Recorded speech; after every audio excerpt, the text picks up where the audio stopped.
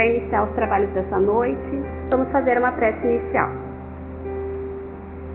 Vamos fechando os nossos olhos, elevando nosso pensamento a Deus e a Jesus.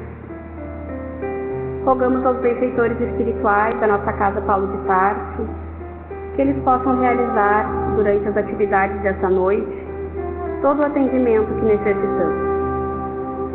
Que eles nos ajudem a nos sentirmos mais equilibrados do que quando aqui chegamos.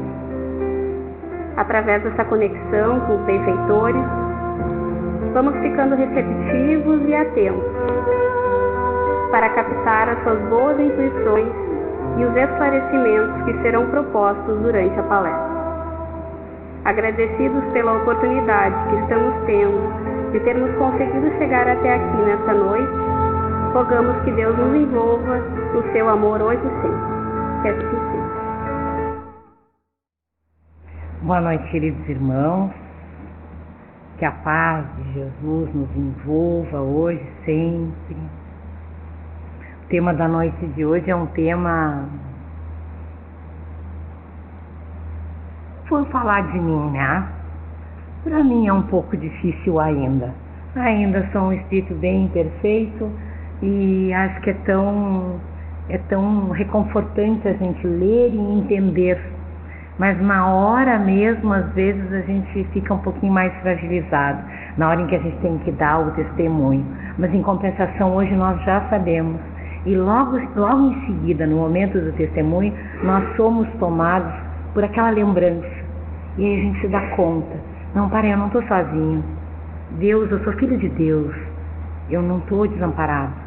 Mesmo que eu tenha que dar o testemunho na minha vida, eu estou ali. Então começamos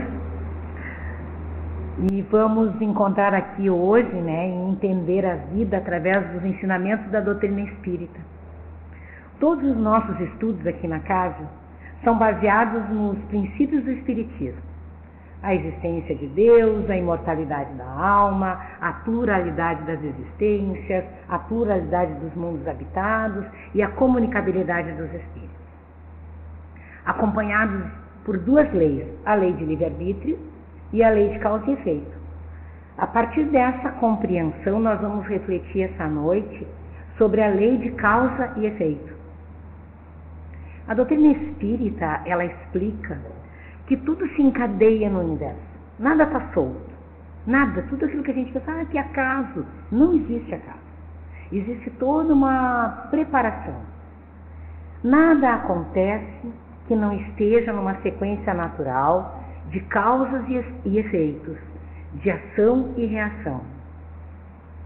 Por existir a pluralidade, né, das existências na Terra, e a nossa Terra ainda ser um mundo expiatório, as irregularidades, os desequilíbrios que se apresentam nessa distribuição de ventura e desventura entre os bons e os maus, seguem sempre a aplicação da lei de causa e efeito. A cada um será dado segundo suas obras. A felicidade, então, ou a desgraça que acompanha o espírito, nessa vida ou no plano espiritual, decorre unicamente das suas obras, daquilo que ele fez. Se agiu para o bem, será agraciado. Se agiu para o mal, sofrerá as consequências infelizes dos seus atos. No livro Entre a Terra e o Céu, do Chico Xavier, ditado por André Luiz, já fica aqui uma dica, né? Livro Entre a Terra e o Céu, do Chico Xavier, é maravilhoso, vale muito a pena. Esse é mais um que a gente não pode morrer sem ler, a gente precisa ler. O André Luiz diz assim: o Senhor nosso Deus tolera a desarmonia a fim de que, por intermédio dela mesma, dessa mesma desarmonia, se efetue o reajustamento dos espíritos que a sustentam. De vez que o mal reage sobre aqueles que o praticam, auxiliando-os. Olha só, o mal recai sobre aqueles que o praticam, auxiliando-os, não é punindo, a compreender a excelência e a imortalidade do bem, que é o eterno fundamento da lei. Todos somos senhores das nossas criações e ao mesmo tempo delas somos escravos infortunados ou felizes tutelados, segundo as palavras de André Luiz. Na condição espiritual, ele continua dizendo, em que ainda estamos situados, não sabemos orientar os nossos desejos para o melhor. A gente tem um desejo e a gente já quer realizar. Ah, mas eu quero, e a gente vai no ímpeto, né? A gente vai naquela força. Calma, para, pensa. Não sabemos orientar os nossos desejos para o melhor. O nosso amor é, como diz André Luiz, lindo. É insignificante migalha de luz sepultada nas trevas do nosso egoísmo. Olha, o nosso amor ainda está a caminho, a gente está aprendendo a amar. Mas já estamos aprendendo, isso é o mais importante. Antigamente a gente não sabia muito, hoje a gente já sabe. A nossa afetividade ainda está a aprender. Ainda não sabemos amar de amar. Amar, sabe, sem apego, amar permitindo, amar de amar. Esse amor que às vezes é tão difícil para a gente falar, porque a gente conhece o amor romântico, né? Ou no máximo para nós, assim, o amor mais, vamos supor assim, o mais elevado que a gente pode conhecer é o amor materno, né? O amor paterno, mas a gente ainda nem sabe muito, porque aí a gente quer o filho e a gente quer que o filho faça como a gente quer, né? O nosso amor ainda é bem pequenininho ainda, né? A gente ainda está querendo comandar algumas coisinhas. Claro que é orientar, eu sei, mas às vezes a gente quer mandar um pouquinho mais. Então, porém, a lei bendita nos presenteia a afetividade, porque ainda não sabemos amar, de quando padecíamos deploráveis inclinações, que nós tínhamos ainda aquelas tendências. Então, essa lei bendita, ela ajuda-nos a receber no coração o adversário de ontem. E aí nasce a Érica, coisa mais amada da mãe, nasceu cabeluda, a mãe olhou e disse, meu Deus, que amor, que coisa linda. Imagina se não fosse o esquecimento do passado. Imagina se não fosse a abençoada oportunidade da reencarnação e de repente a gente se perdeu tanto nas outras vidas. E aí hoje a gente tem a oportunidade de se reencontrar. E aí, claro, né, de vez em quando ela olha para mim e não tem lá muita confiança. E eu digo, mas eu te amo, filha. Certo, né? Não sei não, né? Esse amor aí, será que é verdadeiro, né? Eu tenho uma coisa assim de vez em quando que eu lembro, não lembro de lembrar, mas eu sinto. Então, e é isso que acontece conosco. A gente não tem a lembrança do fato, mas nós temos uma reverberação interna. Nós recebemos esses nossos amores. Ou daqui a pouco eu estou caminhando, né? E encontro o Érico, meu Deus do céu, aí toca aquela coisa no meu coração, lá na juventude, é ele. Meu Deus, é ele. E eu tenho certeza que pelas carinhas que eu estou vendo aqui hoje, tem pessoas que já me disseram isso. Quando eu olhei para ele, eu sabia que era ele, né? Então eu sabia que era ele. Por quê? Porque nós trazemos, assim, um imã. E é isso que nós vamos entender. Nós trazemos o imã. E o André Luiz continua dizendo, vamos receber então no coração hoje o adversário de ontem. Ou estamos sendo recebidos no coração de alguém, o qual nós somos adversários ontem. Quando Jesus diz a cada um segundo suas obras, aí fica evidenciado para nós que existe a lei aplicável a todos, que é essa lei, a lei de causa e efeito. E lá em Gálatas está escrito, tudo que o homem semear, tudo isso ele ceifará. E aí o que acontece? Pessoas que ignoram essa lei, né? E ignoram a lei de causa e efeito, e ignoram ainda essa questão das vidas sucessivas, eles podem pensar assim, mas Deus é injusto. Ou Deus não existe. Porque sofrem, eles se perguntam, por que uns sofrem mais do que os outros? Nós nos perguntamos isso muitas vezes. Porque nascem uns na miséria e outros na opulência. sem coisa alguma haverem feito para que justifique aquela posição diante da vida deles? Por que que uns nada conseguem e ao passo que outros parece que a vida sorri? A criatura pisca, acontece uma coisa bonita. A criatura respira, acontece uma coisa bonita. Em compensação, o outro lá, coitado, ó, acorda às 6 da manhã, pega um ônibus, se mata e vai e volta. E aí é óbvio que tem um momento que a gente pensa assim, que Deus é esse que permite, eu escuto isso das pessoas, que Deus é esse que permite que uma mãe que tem 5 filhos, um deles tem câncer no cérebro e os outros todos estão sadios. E aquele ali sofrendo, definhando. O que Deus é esse que permite que uma mãe morra atropelada e deixe 4 filhos e ela morre na frente dos filhos? Que Deus é esse se a gente não tem essa compreensão, se a gente não tem isso que alivia o nosso entendimento? Tem que existir uma lei de causa e efeito, tem que existir um ensinamento maior, porque senão Deus não seria Deus. Nada acontece por acaso, meus irmãos. Tudo resulta da lei de causa e efeito. E todo o efeito tem um sentido. E esse sentido não é de punição, é de evolução. Porque quando eu faço e eu vou passar por aquilo que eu preciso ajustar com a lei, eu estou tendo uma oportunidade de crescimento. Eu não estou pagando, eu não estou sendo punido. Eu estou tendo uma oportunidade. As provas e as tarefas sofrem dilatação do tempo, diz o André Luiz, mas todas elas serão cumpridas. A gente não vai pagar, né? Como a gente diz, não vai, vou pagar todos os meus pecados. Nós não vamos pagar. Nós não vamos ser responsabilizados por todos os nossos atos numa única encarnação. Não, nós vamos homeopaticamente nos ajustando conforme a gente vai se equilibrando, vai se fortalecendo, a gente vai conseguindo prestar aquele exame. Mas todas serão cumpridas. Aquilo que não se realiza num século, olha que misericórdia, gente. Aquilo que não se realiza num século, se realizará num outro século. Não é nem num ano. Imagina, né? É num outro século.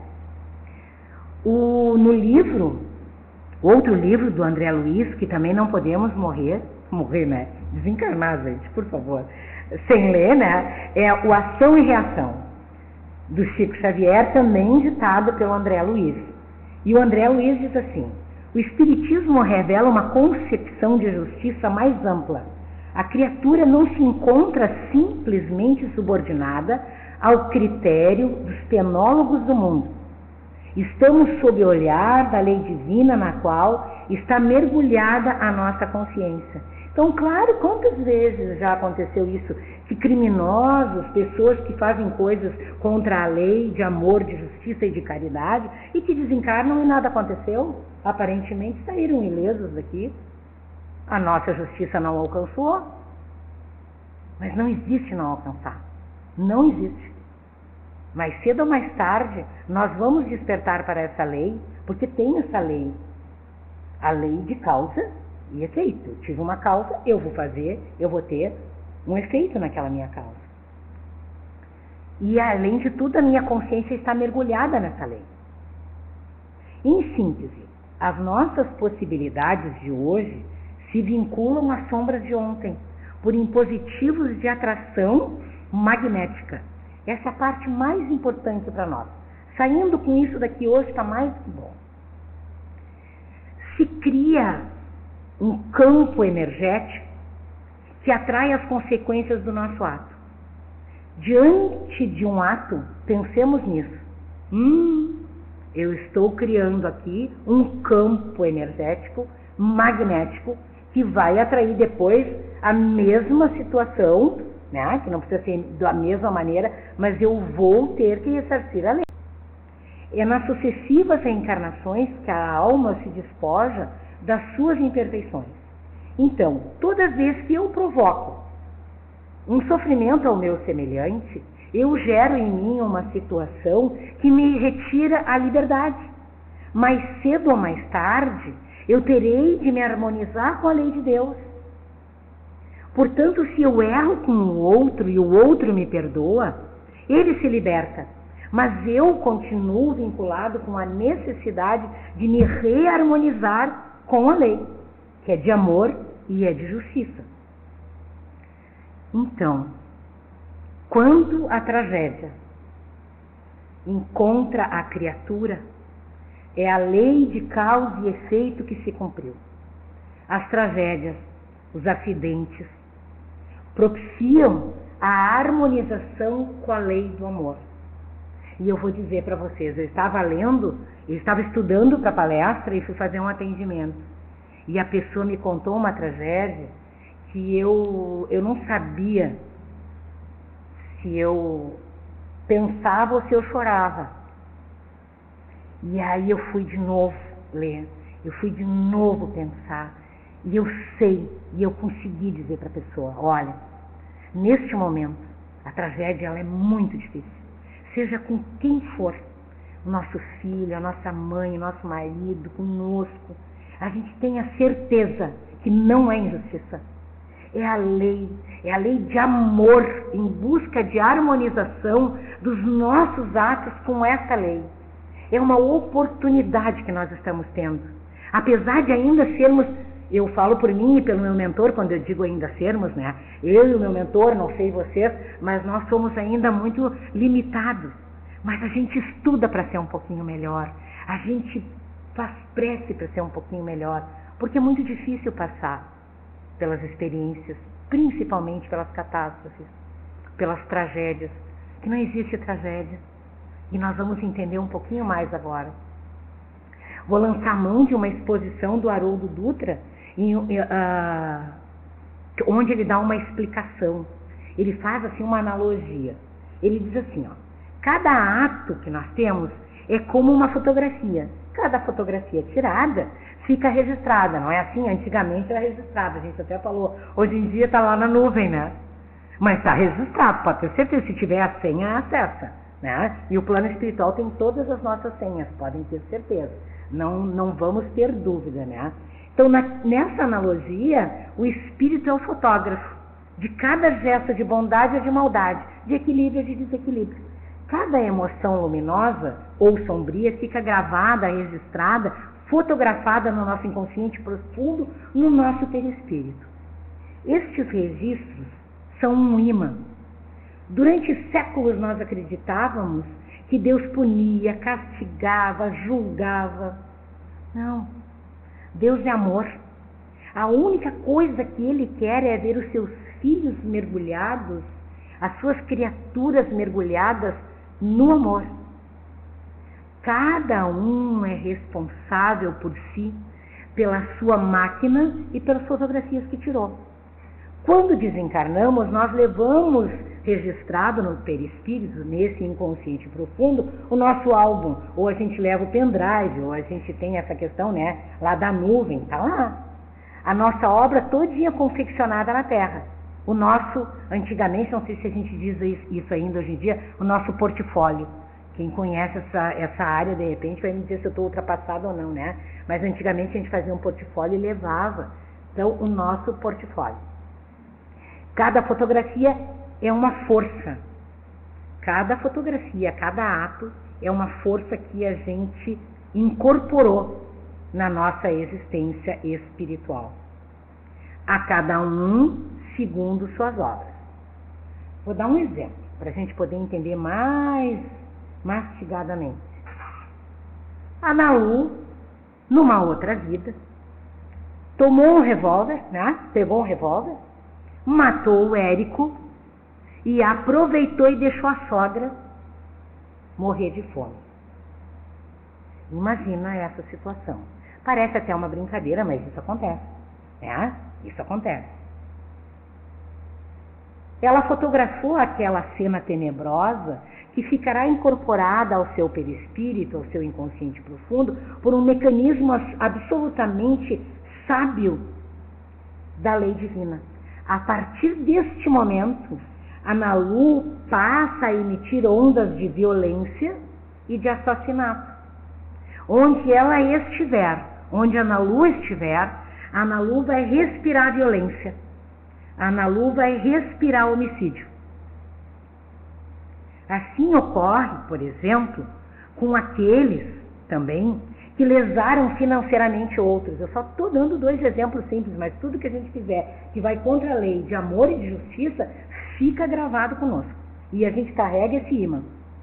E essa é a nossa encarnação determinante, que a gente não vai mais criar imã para nós.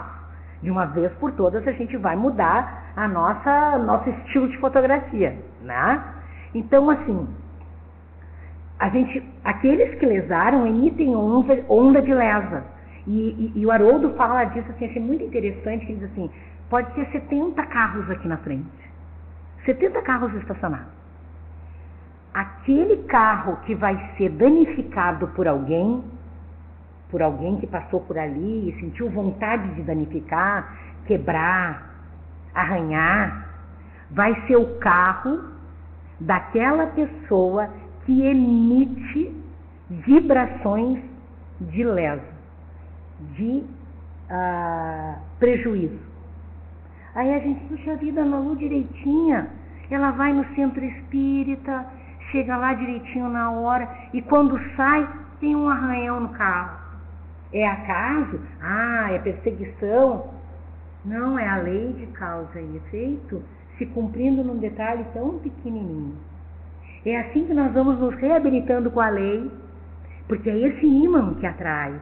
Nós vamos drenando, a gente vai desimantando, a gente vai desmagnetizando e nós vamos realizando um processo de substituição de fotografia no nosso álbum espiritual. E aí a Ana Lu desencarna. Lembra que a Ana Lu, aquela que matou o marido e deixou a sogra morrer de fome? A Ana Lu desencarnou. Está lá pelo plano espiritual, né? E tem os benfeitores olhando para ela, pensando. E aí eles olham para a Ana Lu. E a Ana Lu exala um cheiro. A Ana Lu tem uma densidade de vibração que ela emite. Eles olham para ela, vão se aproximando e vão dizendo, boa tarde, querida amiga, minha irmã, como é que tá? Eles vão chegando de leve, né? Aí a Ana Lu olha para eles, boa tarde.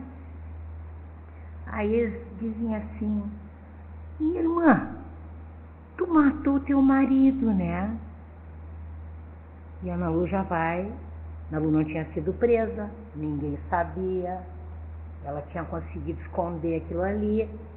Tu matou teu marido.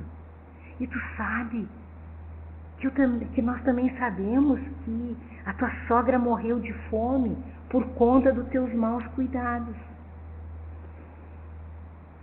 E aí tudo isso ficou gravado por aí, né? Aí eles dizem, como uma fotografia. E aí vão conversando com a Ana Lu vai ficando com vergonha. A Ana Lu vai sendo tocada, vai caindo na consciência e vai dizendo como é que está acontecendo. E aí a Ana Lu cai em si. A Ana Lu morre de vergonha do que fez. E aí ela eu não quero mais isso para mim, por favor. Eu não quero mais viver com esse mal-estar, eu não quero mais essa sensação ruim. Por favor, eu quero lavar minha alma. Aí eles dizem assim, olha minha irmã, é muito simples. Vamos te mergulhar num vaso milagroso, uma espécie de carvão que sugará as suas imperfeições.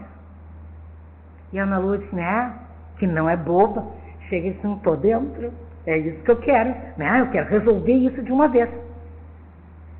Aí, olha, tu vais reencarnar, esse vaso abençoado é o corpo, ele é responsável por filtrar as desordens acumuladas pelo mau uso do nosso livre-arbítrio. Isso acontece com todo mundo. Aí a Ana Lu reencarna. Mas a Ana Lu ainda carrega a sua alma doente. Pois toda a psicogênese, seja ela doença física ou mental, ela é do espírito. Nós trazemos a nossa marca, as fotografias, e a gente carrega o quê? O ímã. A gente está ali imantado dos nossos atos. Aí a Ana Lu está viajando um final de semana com mais alguns amigos. E aí a Ana Lu capota o carro 15 vezes. Não ia capotar só 3 vezes, né? Eu capotei 15 vezes. Aí capotei 15 vezes o carro. 5 pessoas que estavam junto comigo, dentro do carro, todas elas saem mais ou menos bem, nenhuma com gravidade. Só a Ana Lu desencarnou. Por quê? Porque só ela tinha o ímã da lei de causa e efeito. Espetacular mecanismo que se cumpriu, libertando a Ana Lu, reabilitando a Ana Lu com a lei de harmonia. Ou também um outro exemplo. Há 15 pessoas passando na avenida. Só uma é vítima de bala perdida. É coincidência? Não. Não há processo de absoluta coincidência. Há um processo de absoluta sintonia, onde a lei de causa e efeito por atração,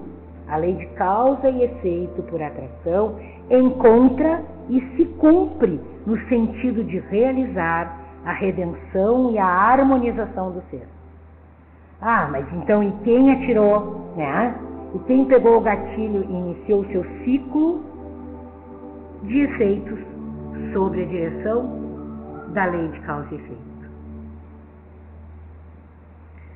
Deus sempre utiliza o mal para transformar em bem. Deus não pune, Deus não julga, Deus não nos exclui.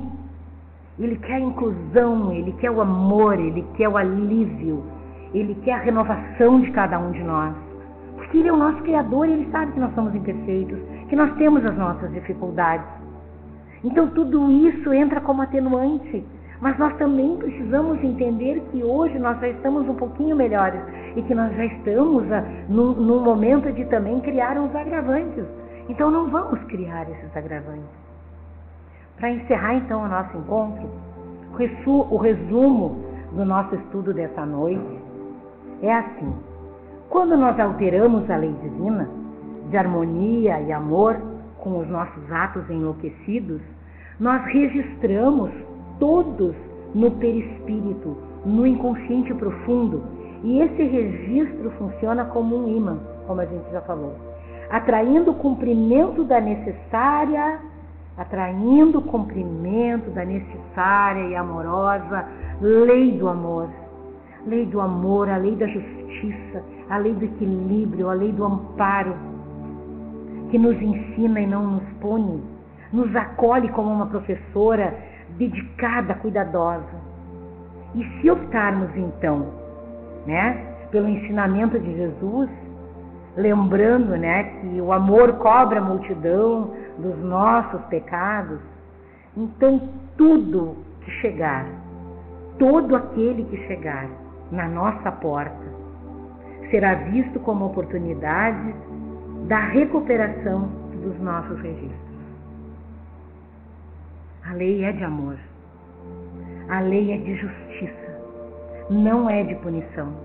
É a oportunidade que nós estamos tendo para conseguir refazer o nosso caminho em direção à evolução, porque a gente se perdeu um pouquinho. Aí agora a gente está seguindo e se reorganizando. Que tenhamos a coragem, a fé, a esperança dentro do nosso coração na hora em que nós tivermos que dar o nosso testemunho, porque esse é o único caminho para a nossa evolução, porque nós jamais estamos sozinhos. Nossos mentores estão ao nosso lado, nosso anjo da guarda, nossos amigos espirituais nos amparando em todo o momento de testemunho. Com a certeza que os bons espíritos estão nos ajudando, nos amparando. Eu agradeço a oportunidade da vida, dessa abençoada doutrina no nosso caminho, desse momento ímpar nas nossas vidas, porque é tão bom esse momento. Estamos todos conectados na lei de Deus e de amor. Que assim seja.